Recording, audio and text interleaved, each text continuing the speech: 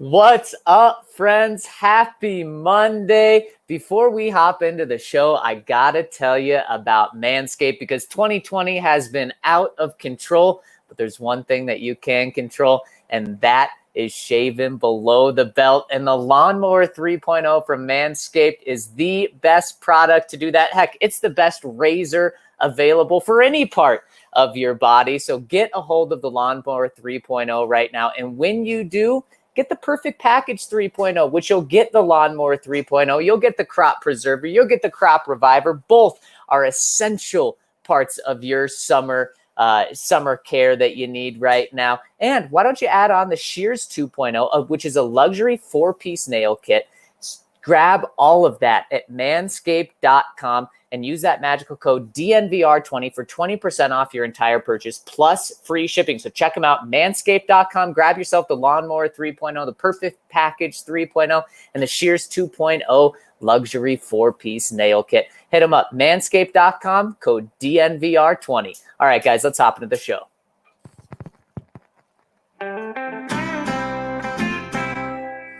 Broncos country is sitting in the south stands, drinking the Coors from Mile High, the best part of the weekend. Hugging a perfect stranger, as they become a friend. Having a good time when the orange and blue WIN. Tuning in every day with the good folks down at DNVR.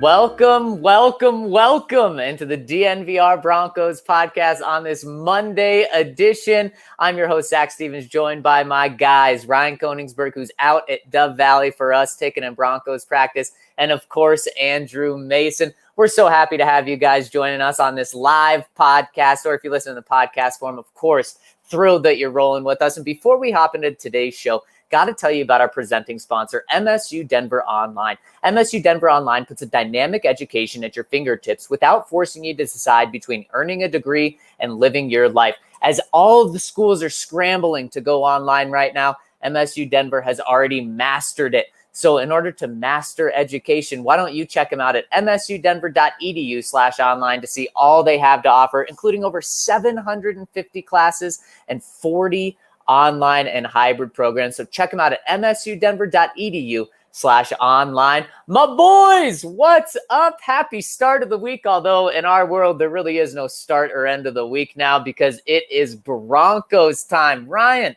what's going on from Broncos practice? Muted! There you go, Mace. I did it to Ryan. Does it have to be so loud?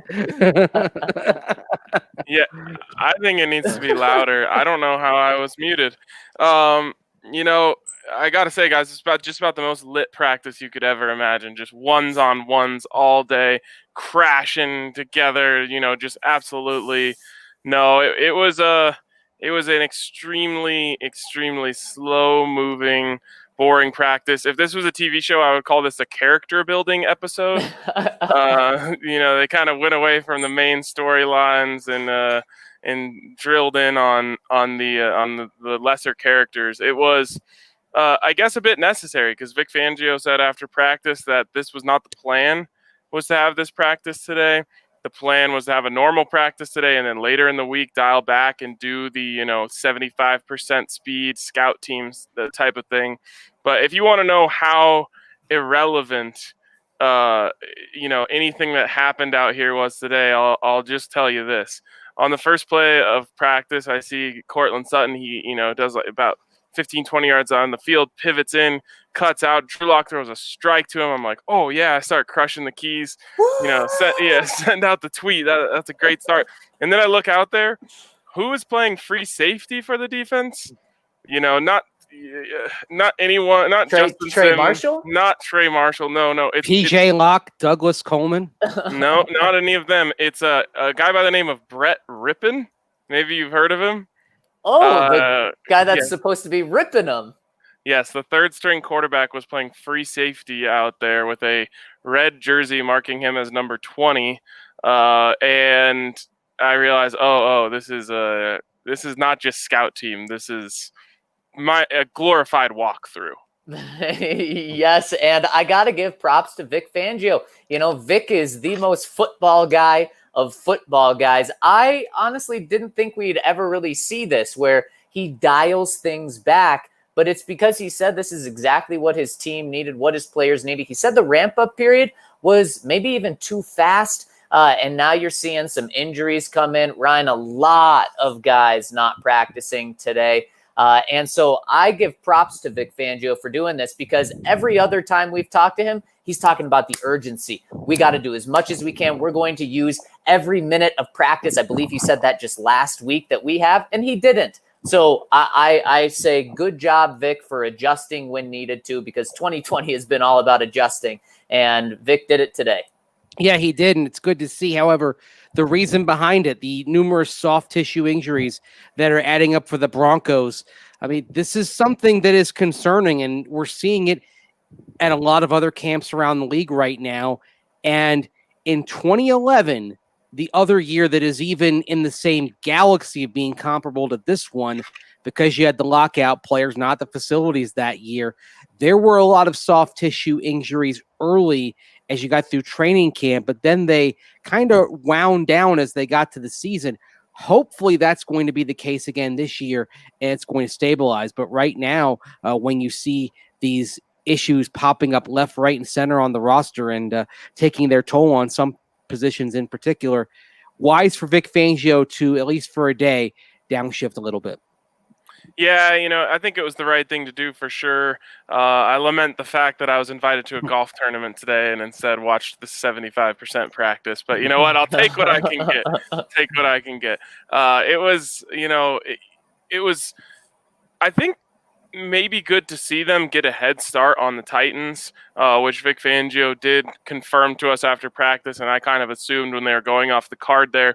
And you saw some things that you don't too often see the Broncos go into. That they started the practice with quite a few single high safety looks in a row, and they were kind of giving the offense a chance to experiment with how they're going to attack that on the second play of practice. Again, keep in mind, 75% speed, but Drew threw just a beautiful little wheel route to Melvin Gordon, who was wide open up the sidelines.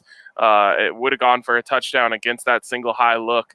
Like I said, you had that pivot route from Cortland Sutton early in the practice. But, man, as things went on and, the early practice adrenaline wore off, it went from 75 to 65, 55 and on down. And there wasn't much to really glean until the very, very end of practice, which was the one time all day we saw ones-on-ones. And it was Drew Lock in the offense in the 4-minute drill, trying to run out the clock on the defense. They start with 2 runs to Phillip Lindsay, which obviously the defense was sitting on, got it to 3rd and 6, needed to move the chains to kind of win the period and run out the clock. And Drew just saw the tiniest of windows for Nick Van Etten and just decided, I'm going to let this thing fly. Gave him the full speed fastball, and Van Etten hauled it in and moved the chains. And that was the end of practice. That was about the only play that I would say you have a license to take something from today, other than, just little things like DeMar Dotson did get work with the one. Well, he got work with Drew Lock, although it wasn't really with the ones. It was the second team offensive line in front of Drew Lock, but I guess that's a step in the right direction. Dotson did also get work with the 2s, so it looks like maybe slowly but surely he's working his way up. And I think with these soft tissue injuries, a guy like Dotson is probably one of the guys they're going to try to be most careful with, because he was, probably the least prepared to be out here in camp. So you got that. You got, Cody White, the new kid, made a couple nice catches. But other than that, you had like Bradley Chubb eating up Hunter Watts, if that's something you're interested in. A couple nice runs here and there. But as you guys are hearing here, there's not much you could take from this practice and really drill down as a true takeaway. What I'm hearing, Ryan, is that Nick Van Etten is going to be the 3rd down monster, and Drew Lock isn't going to have an incompletion this year. I'll tell you what, I don't know if he had one today. Now, again, it was close to a walkthrough, but I've been impressed just across the board, and maybe this is a good segue into where I want to go with the rest of this first segment here, is just kind of us going through and grading what we've seen from these guys, as we've all obviously seen different practices, just see, what we've seen and where it adds up. And from Drew Lock, the thing I've been most impressed with in the 3 practices I've been out here is his accuracy. You're not seeing balls sail over the heads of wide receivers. You're not seeing him throw, so far behind guys that they can't bring it in. I will, on the throws that haven't been perfect for him, they've still been catchable. And there's one the other day where he threw it behind Noah Fant, but Noah's still able to go get it. And I think across the board, Drew has been impressive to me with his accuracy, because that was one of the big knocks on him coming out. Although I think it's interesting to note, obviously no pressure today. What do you think of his accuracy when he's under pressure and rolling out? Because at least in the practices that I've been to, that's where when there have been issues, they have been under duress, trying to kind of force things a little bit. Yeah, and that's important to have that perspective, because to be honest, at the practices I've been, it's been across the board really good. Even today, in the early goings of practice, he got chased out of the pocket by Derek Tuska, runs out, and Noah Fant's got just a little bit of room between him and the sideline, and he throws a little sidearm slinger into there. Perfect accuracy on that. So in the practices I've seen, his accuracy across the board, inside the pocket, outside the pocket, running, scrambling, has been really, really good. I've seen tons of pressure with Drew Lock, and I've loved the way that he's combated that pressure. I think he's manipulated the pocket really well. When he's throwing on the run, I've been impressed with that. And the thing I've been impressed with the most is his decision-making. Last year, he was talking about how he's a gunslinger, and if he misses 8, he's still going to shoot that 9th three-pointer in terms of a basketball perspective. And I haven't seen him miss 8 in a row, equivalent to football. I haven't seen him be making those bad decisions left and right like a typical gunslinger would. Now, I also haven't seen him take as many shots as you would think a gunslinger would, but I'm not concerned about that. I've been very impressed with his decision-making so far, and really taking care of the ball for the most part, of course. Mace? Yeah, I mean, I just I reiterate what I said earlier. I mean, he's doing well when he's not under duress, and under pressure, it's leading him to some miscues, but that happens. So, Zach, what grade would you give Drew Lock at this point of camp, based on the combination of what you've seen and what you've heard? Man, honestly, I would go A-, B+. I've really liked what I've seen from Drew. Probably go with an A- actually, because I've really liked it. The accuracy is there. The footwork is there. I mean, significantly improved. And like I said earlier, what I'm going to come back to is decision-making. There's been 1 or 2 bad decisions, which I've seen over 3 football practices. And that's huge. You're not going to be able to have all of these interceptions like a typical gunslinger would. And I have not seen a gunslinger out there. I've seen someone that is making good decisions. And so I've really been impressed, especially with all the pressure that I've seen. He's done a really good job. Yeah, I think I would go A- as well. And the way I think of that is Case Keenum had A+. In the infamous Keenum camp, he was an A+. I don't know how much more I could have asked from him in that camp, which really, skewed our predictions for the Broncos the wrong direction. And then I look at Joe Flacco last year, and I'm thinking like C+. I just remember, someone actually reminded me of this yesterday, Zach. I was talking to one of our members down at the bar, and he was like, man, I remember last year you guys were at, just at least once or twice a week, we're like, do not expect big things from this offense. It's going to be boring and average to above average at best. It might be effectively boring. And I don't feel that way at all. I think there's a big gap between where Joe Flacco was and where Drew Lock has been in this camp. And I think that there's also a gap there from where Drew was to where Case was in that camp. So I think A- is a fair place to put him. Okay. I've got a B. but I didn't have Case Keenum grade as highly as you guys did because he wasn't pushing the ball down the field. It was check down, check down, check down, check down, check down. I don't know about that. I remember every day Cortland Sutton was catching a 40, 50-yard ball in the end zone from him. Yeah, Case Keenum, I wasn't really sold on him. The thing with Drew is that if I'm pointing to the positive, it is that when he's not under pressure, his footwork is where you want it to be. Last year, when he wasn't under pressure, you'd see him have some back foot throws, have some sidearm throws. So I've got no problem when he's doing that, when he's rolling out or he's under duress, because that's going to force you to do some things that are off balance. But last year, he was doing those things when he didn't have to. This year, when he's not under pressure, when he's got time in the pocket, his footwork is consistent. He's throwing over the top. He looks like a classic quarterback back there. The thing, so that's a positive. The thing I want to see him do when he's under duress is not try to force it. Again, I've seen a couple of those cross-body throws, those playing a little bit of hero ball with it. That's something I want to see him break out of. Otherwise, you just hope that when those mistakes come, they don't come in high-leverage situations. They come, say, at the end of the first quarter when you can have time to battle back rather than when you're trying to drive downfield late in the game. That's why I'm giving him a B. Fair enough, yeah, and I think that's why it's important to have all three guys at different days and get everyone's perspective from the. I can't get past though you thinking that Case Keenum wasn't that great in 2018. He didn't miss a throw. I admit I was predisposed though to be skeptical about Case Keenum because I thought what he did in Minnesota was a fluke. He had a bunch of passes that easily could have been picked. I think with Keenum, what I kept coming back to was when he was beating guys deep, you weren't seeing him beat like Chris Harris Jr.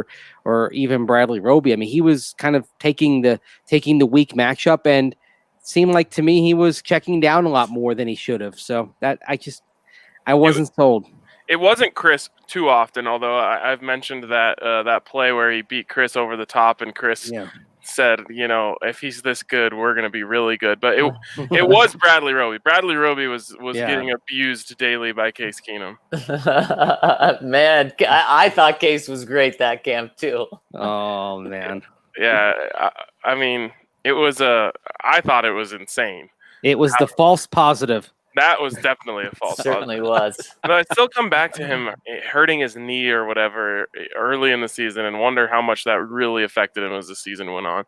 But that's a different conversation for a different day. Let's move on to the wide receivers. A lot of fanfare around these guys, of course, as you have Courtland Sutton, who's probably already established himself as the number one in this league, and Jerry Jeudy, the guy who Emmanuel Sanders is calling up for tips, calling to ask him to come down and teach him a few things, which is just absolutely crazy to me. And so I want to know where you guys stand on what you thought from them. Zach, I'll start with you. I've got to go A- again, just because of those two guys that you're talking about, Ryan. Jerry Jeudy has stolen the headlines with Emmanuel Sanders asking him for tips.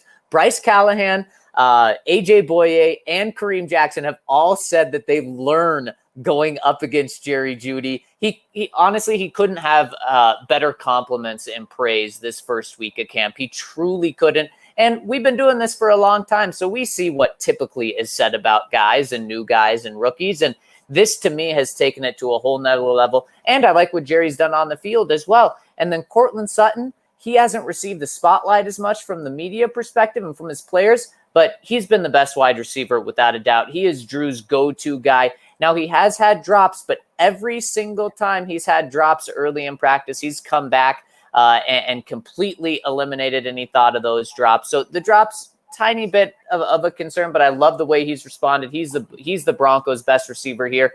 And then I put it at an A- because injuries, and KJ Hamler, you're not going to have him in a big role, at least at the beginning of the season. Tim Patrick, he's solid. He hasn't blown me out of the water, but I think you can rely on him. But then I've also seen some good things from younger guys like Tyree Cleveland. I'm not going to downgrade based on the injury, so I'm giving him an A. And Sutton looks like a legit wide receiver. One looks like one of the 10 best receivers in the game. Jerry Jeudy, you have to be ecstatic with his progress early. You mentioned Tim Patrick. Deshaun Hamilton has shown some flashes as well. Looks like he's going to find a way to be in the mix on at least a limited basis. Tyree Cleveland's got a lot of potential. Kendall Hinton looks like an intriguing practice squad guy. Deontay Spencer made a couple of plays yesterday out there. There's everything to like about this group, and it's part of why the Broncos have the luxury of being able to take their time with KJ Hamler and that hamstring injury. They do not have to rush him back with what they have in that room. Yeah. For me, I don't know. I'm in a weird in between here. I think that if you're just grading the top of this room, it's an A. And when I've been out here, haven't seen much from the depth. There was a couple nice catches from Tyree Cleveland at the first practice I was out. I haven't seen him much since then. There was a couple nice catches from Tim Patrick at the second practice I was out. I haven't seen much of him in the other practices. So it's been up and down. But, since we're grading the quarterback, we only grade Drew Lock. I'm not going to knock them for the depth below them. So I'll go A as well. I think Jerry Jeudy has been as advertised, if not more. And Cortland Sutton looks like he's ready to take another big step. And he took a huge step last year. I think he's ready to take another one. So it's an A for me. Let's move on to tight ends. What do you guys think of the tight end group? Tight end group, I'm going to go a B. And a B does not stand for bad. A B is above average. But I haven't seen Noah Fant absolutely tear it up this camp. I'm not worried about Noah Fant, but to be fair, I haven't seen him tear it up. Albert O been getting a lot of run with those ones. He can catch and he can be a weapon, but there's still more that he needs to develop to his game. But I have really liked what I've seen from Nick Vanette when he's been out there. I don't know if I'll go as far as to say monster as Drew did about him, but I've been impressed with his receiving ability and the speed that he brings to that. I was not expecting that. So I'm impressed with the tight end group. I'm going to go B. That's a pretty solid grade. I'd say B+. The depth, even though we're kind of focusing on the starters at the other positions, the depth is something that really jumps out from this group, because even though you're still concerned about Jake Butt's knee, if he can somehow be healthy, he can help you. Troy Fumagalli looks solid. I think, frankly, that might be a tough cut to make. Andrew Beck, even though he's been quiet in the passing game, he's actually been out there with the first team when they need a fullback, so that's going to help him be on the roster. Albert O looks like he's someone who could develop down the line. His blocking really needs some work, and that's why I don't think he'll play all that much this year. And then Noah Fant, top of the depth chart, seeing him go against Bradley Chubb yesterday in one-on-one and hold his own. Chubb beat him, but Fant was also able to take the measure of Bradley Chubb. Everything about Noah Fant from the feet up as a pass protector is better than it was last year. He's come a long way. Not saying he's going to become a devastating blocker, but he's willing. He can be effective. It's not going to be a situation where if you put him against Khalil Mack, it's going to be a disaster like it was in week 2 of last year. Clearly, he's put the time, effort, and energy in to becoming a better blocker, and that brings him closer to being that complete kind of tight end that George Kittle, his fellow Iowa alumnus, is like out in San Francisco. So nothing but good things in general at tight end. Yeah, I go B+ for these guys. I've been really impressed. The number one thing that has been a surprise to me is Nick Vanette. There's a lot of people out there saying, the tape for Nick Vanette before he got here does not suggest that he's an upgrade over Jeff Hireman. And of course, only time will tell what happens when the lights come on Sundays. But to my eye, it's a big upgrade. Like I said, after my first practice, he's bigger, he's faster, he's stronger. He looks to have better hands to me. And, I think you get the best look in these training camp practices because there's a chance that a guy, might get 1 or 2 targets during a game. They get a bunch during these training camp practices, and you really get to see, do they have good hands? Perfect example is that play I mentioned earlier. Drew, this is a 6.5 yard throw, and Drew had very little space, and he absolutely unleashed it. and there was no bobble, there was no nothing. It just stuck right to Nick Van Et's hand. So I've been impressed with him. Fant was really, I thought active today in his opportunities out there. He also has good hands. He's also making a lot of catches out here. I haven't yet seen him track a deep ball, which we know was a problem for him last season. Excited to see how he worked on that this offseason. But overall, we know that this group has a bunch of average in it and maybe some above average as well. So that's why it's a B plus for me. I think the depth is very solid, and I think the top end of this is really, really good. All right, the last part of the offense. Oh, actually, we still have to touch on running backs. What do you guys think of the running backs? Running backs, so hard to tell throughout camp. So I'm going to go off looks, and there's not a better backfield in terms of looks. Melvin Gordon's got the look game, and of course we know Phillip Lindsay's got it. So for two Pro Bowlers, I'm going A. But in all honesty, these guys have been very good weapons out of the backfield. Phil's dropped only one ball from what I've seen so far. He put the ball on the ground one time, but literally outside of that, I've really liked what I've seen. So I'm going A because I liked everything I've seen, but it also is hard to tell. So it comes with a little asterisk, but it wouldn't be fair to give him anything other than an A in my mind. Yeah, I'm going B. It's good. It's fine. It hasn't always been spectacular. I think if we saw some of the spectacular stuff that we saw from Cortland Sutton and Jerry Jeudy at wide receiver, I'd be going into the A range. Phillip Lindsay looks good. Melvin Gordon looks good. These guys are as advertised. Gordon, when he's healthy, I think he's going to do well. Nice long stride. Levante Bellamy looks like he's got some promise as well. Although, as I alluded to in my report yesterday, a long, long, long way to go as a blocker. He was getting schooled rep after rep in the pass pro drill against edge rushers and inside linebackers. So that's with Levante Bellamy. There are some intriguing things with him, but also kind of looking at the whole, he's starting to look more and more like a guy that you're going to try to sneak to the practice squad, and that's fine. Every team has a guy like that. And without preseason games, guys, what we're going to probably see is more of these guys slipping through waivers and then going to their practice squads, because nobody's going to have the film on these guys where they'd look and say, wow, we got to make sure we pluck that guy off. The pro scouts aren't going to have that at their disposal in the way they normally would. They're just going to be going by reports coming from out of camps.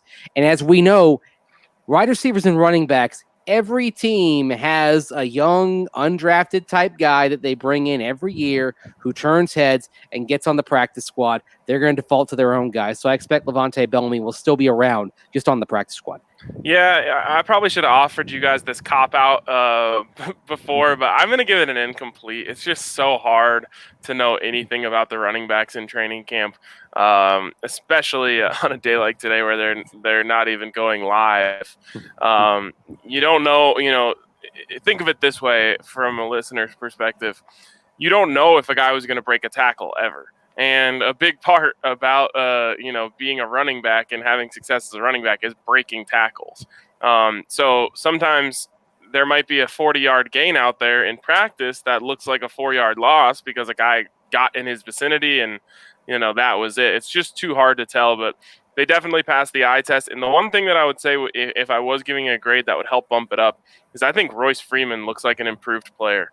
And I think he looks like a guy who might have a little fire under him, might have a little bit of worry about whether or not he's going to make the team this year, which I don't think he's had at all in the past. And I think it's bringing the best out of him. So I've been impressed with him other than the first day where he really just didn't look like he was doing much. These last two practices, and really the last practice, and then knowing what I know from you guys, hearing that he's had some nice practices out there, I'm impressed with Royce. I need to give credit where it's due. I think he's got a little fire underneath him. Yeah, and when Melvin's been out the past few days that I've seen, he's been very good as well, running really hard. You said the fire, Ryan, and I've definitely seen that. And Melvin Gordon truly has been everything as advertised in terms of the passing game. He's made a few incredible catches and really looks dynamic out of the backfield too. And that's we can judge a little more than running the ball right now.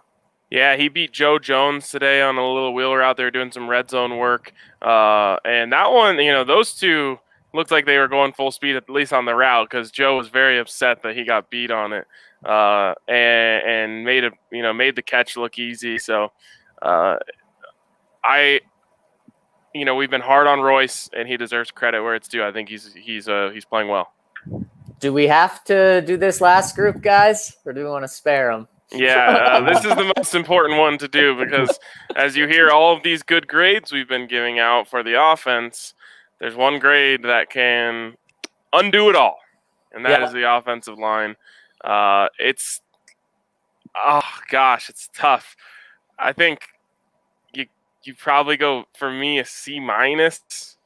It hasn't been awful in the days that I've seen, so they get a little boost from me. I have a feeling it might be worse from Zac because I haven't seen too many blitz packages being thrown out there at them.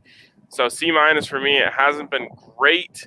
And then when I combine that with what I've heard from you guys, it probably, just based on what I've seen, be a B-, but it gets knocked down significantly from what I've heard from you guys.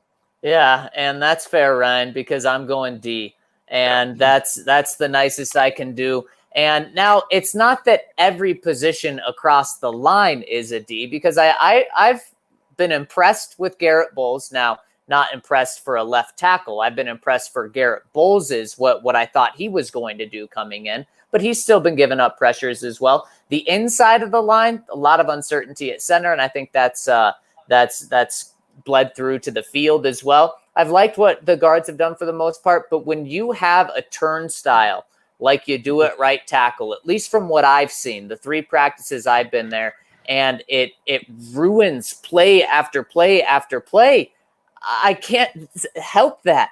And so that position has been a failure so far in camp from what I've seen, and the rest of the line brings it up to a D. But that everything else on the offense is good, and if you don't have a line, that's going to hurt the overall grade significantly.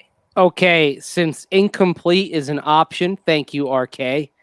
I'm going with incomplete. Boo! And the reason why is that we just saw Lloyd Cushenberry getting all the reps on the first team Sunday.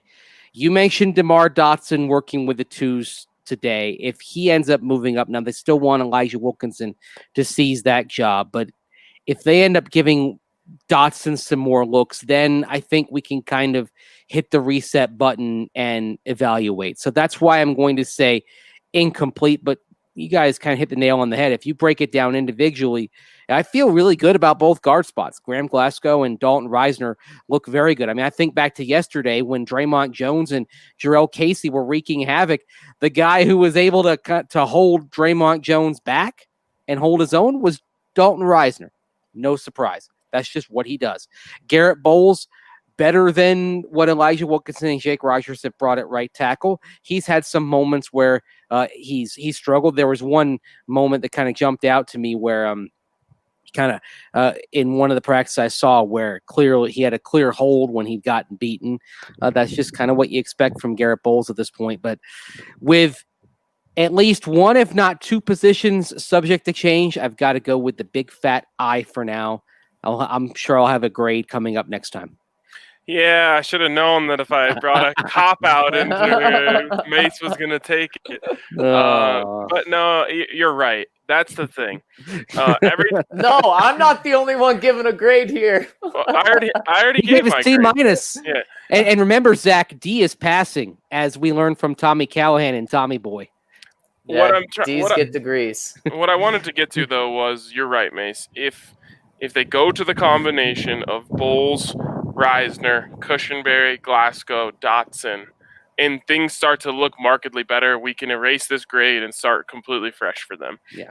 It's just we have to go off what we've seen so far, and it has not exactly been exciting at all. Yeah, I'm giving him an extension. I'm the professor saying, yeah, it hasn't been what you want as a collective to this point at the midterm, but I'm giving him another chance here because I believe in Lloyd Cushenberry as he gets settled in there that he's going to prove capable of the role.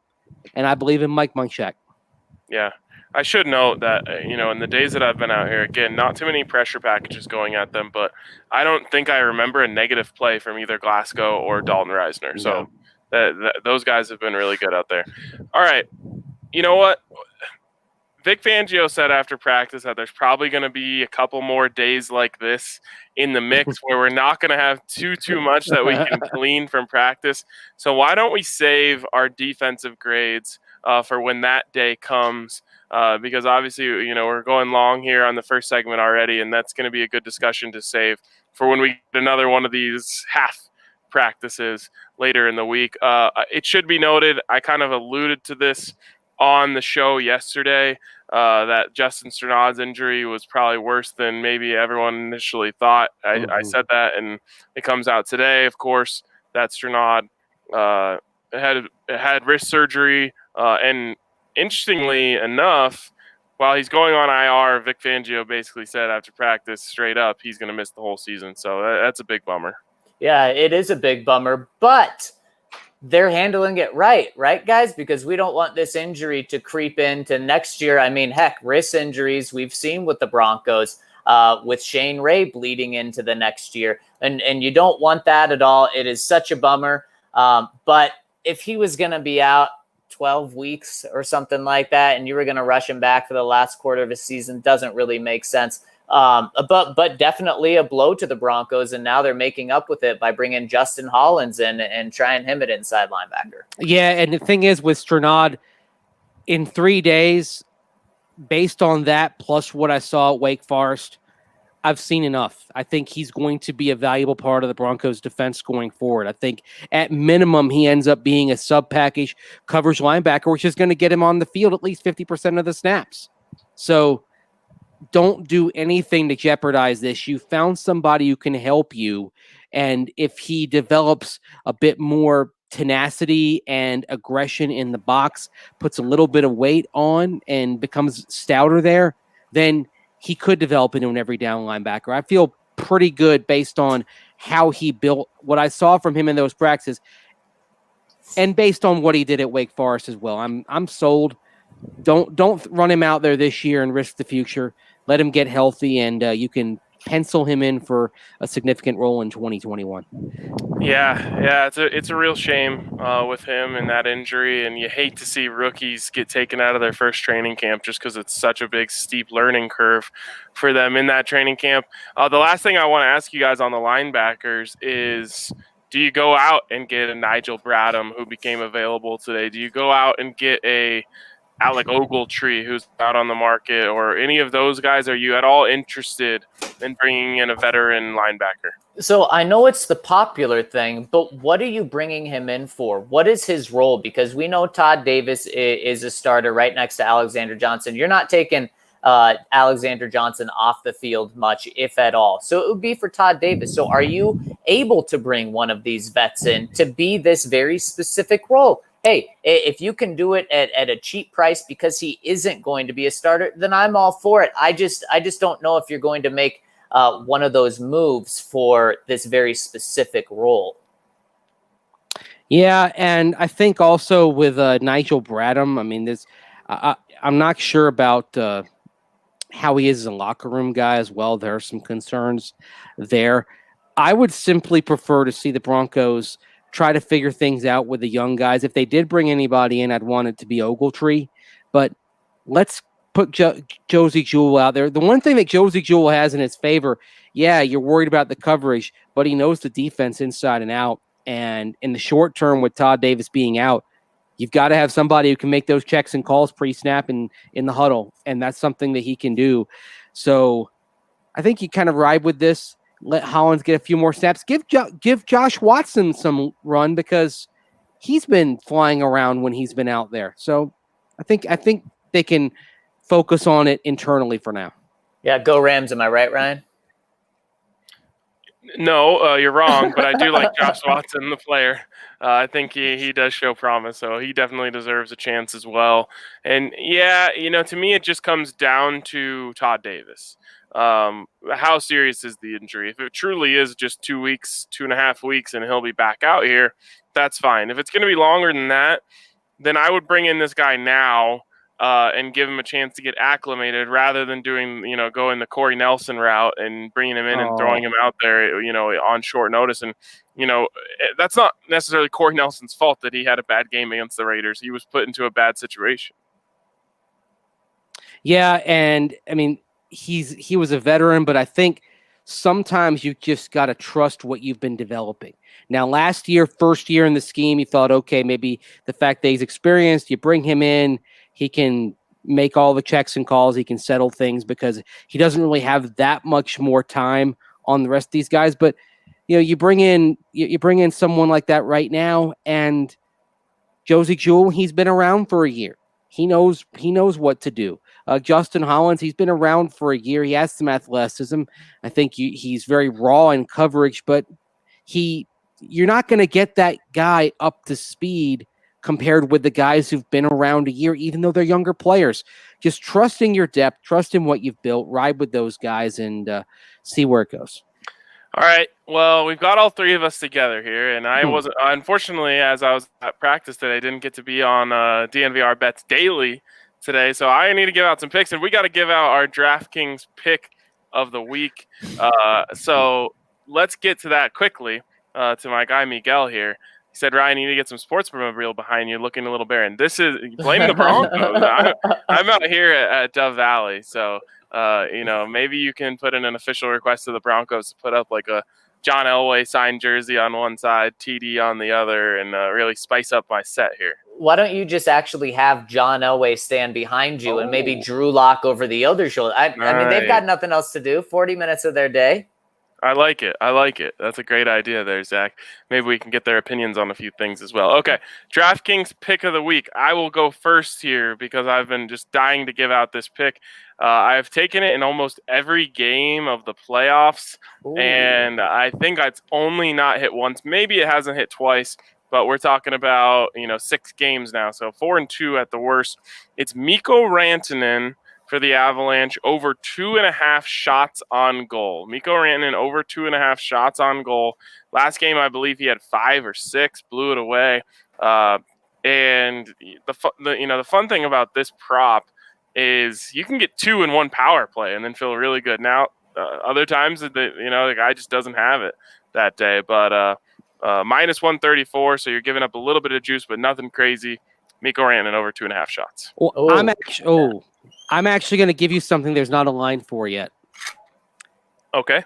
Because the Braves aren't playing today. And I've got to stick with the over on strikeouts for the picture opposing them, right? Because I've won 4 in a row. Well, Tuesday night, Braves hosting the Yankees at Truist Park down in Atlanta. Garrett Cole's going to be on the bump. Oh, yeah.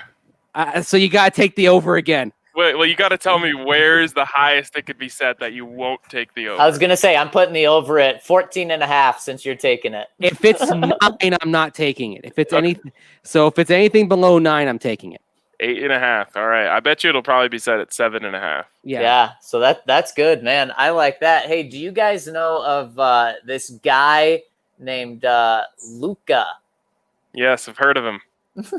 He was all over yesterday, and I'm buying some Maverick magic right now. Series tied, and give me the Mavericks at plus 260 to win the rest of the series, pull the major upset. The Nuggets didn't want to play the Mavericks. The Clippers now want no part of the Mavericks. The Nuggets wanted to avoid the Mavericks so badly, they don't even want to see them in the second round. Hey. Oh, it's unfortunate. And Ryan, yeah, you put it out on Twitter perfectly as I was thinking it. Just a terrible stretch for Denver sports the past 5 days or so. Man, at least there's Broncos, right? Yeah, but even the Broncos had a tough couple days over the weekend, too. That's true. No one can avoid it right now. I believe it was 0-6, collectively 0-7 if you count the Rapids. So not great. But today's a new day. It's a new week. Yeah, maybe they won't allow 120 points in Game 5. They're literally the first team in 36 years to allow 120 plus in their first 4 playoff games. Well, I can guarantee you this, Mace. The Denver Broncos will not allow 120 points in any game this year. You want to put odds on that? You know what? They won't allow 120 points in their first 6 games. How about that? Yeah, less than 20 points a game. I'll ride with that. I'll take those odds. But I think that's a good place for us to stop. And maybe we need to change the vibes. Avs win tonight. Mikko Rantanen gets more than 2.5 shots on goal. That's there we go. There we go. I love that. And I've loved this. It's been a long one. It's been a fun one. Ryan, thanks for coming to us live from Dove Valley. And Mace, we got to talk to the people. So if you're watching us live right now, make sure to check in and get the rest of this podcast on the podcast form. And if you're rolling with us on the podcast right now, well, we'll talk to you in 1 second.